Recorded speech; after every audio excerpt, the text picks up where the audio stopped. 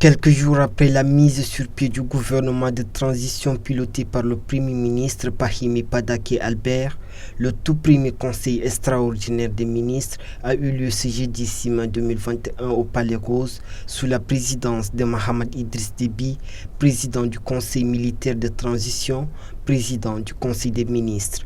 Les 40 membres du gouvernement étaient tous présents au rendez-vous.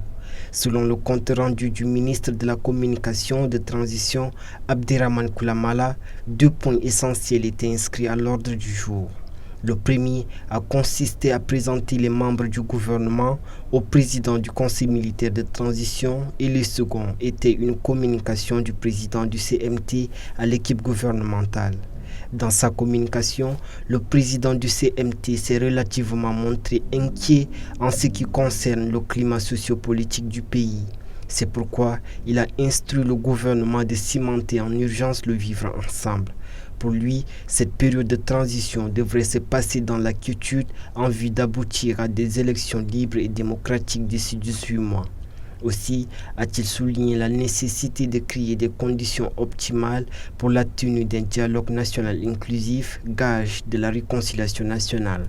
Une feuille de route sera élaborée afin de permettre aux membres du gouvernement d'atteindre les objectifs fixés par le CMT. En dépit de l'hétérogénéité qui caractérise le gouvernement actuel, les membres sont appelés à une grande solidarité.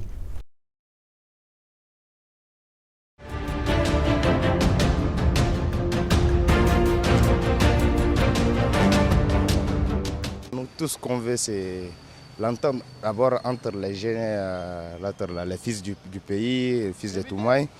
Avant tout, vous savez, s'il y a une maison divisée en son sein, ne sert pas à une grande chose. Nous, on n'est pas contre le nouveau gouvernement, ni contre l'ancien gouvernement.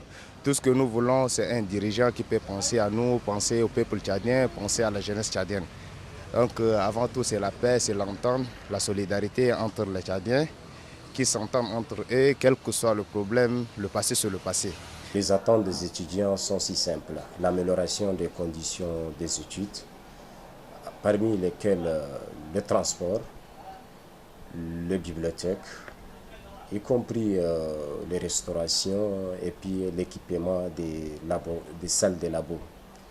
J'ai saisi cette occasion pour appeler mes camarades étudiants et étudiantes de faire preuve de maturité et aussi d'être les acteurs de la paix, les ambassadeurs de la paix, et aussi sensibiliser tout le monde pour le bien-être de la population et surtout pour le vivre ensemble.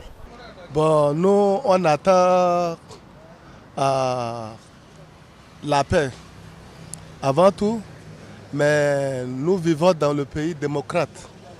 Donc, nous demandons au nouveau gouvernement de respecter la constitution du pays.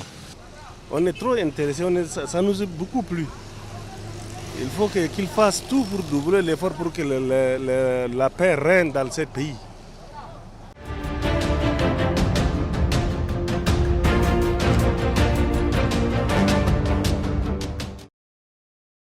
Toutes les 15 secondes, un papa ou une maman meurt du sida dans le monde, laissant derrière eux des millions d'orphelins. C'est dans l'optique de lutter contre la pauvreté et le sida et surtout soutenir ces derniers que l'association FXB International a créé en 2002 la Journée mondiale des orphelins du sida qui est depuis lors commémorée tous les 7 mai. Le syndrome de l'immunodéficience acquise ou le sida, faut-il le rappeler, est l'un des plus grands maux sanitaires que connaît le monde depuis des décennies. Selon les statistiques, en 2019, plus de 38 millions de personnes vivaient avec le sida. 37 millions en sont décédés et 1,5 million venaient d'être contaminés, entraînant des dépenses de plus de 18 millions de dollars, soit 1,5 milliard de nos francs en termes d'investissement. L'Afrique reste le continent le plus touché par cette pandémie et le Tchad n'est pas également épargné. Toutefois, les pouvoirs publics font de leur mieux chaque jour pour mettre fin à ce fléau mondial.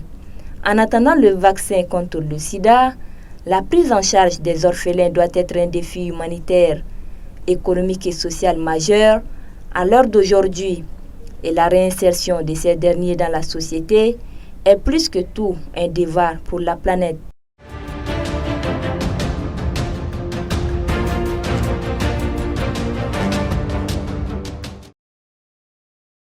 Ce vendredi 7 mai marque le 25e jour du mois de jeûne.